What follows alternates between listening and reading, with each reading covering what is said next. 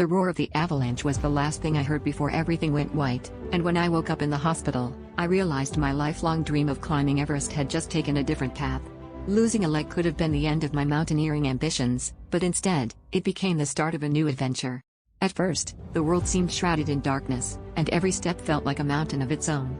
But I learned to climb in a new way, fueled by determination and the belief that the summit is not just a place but a journey of the spirit.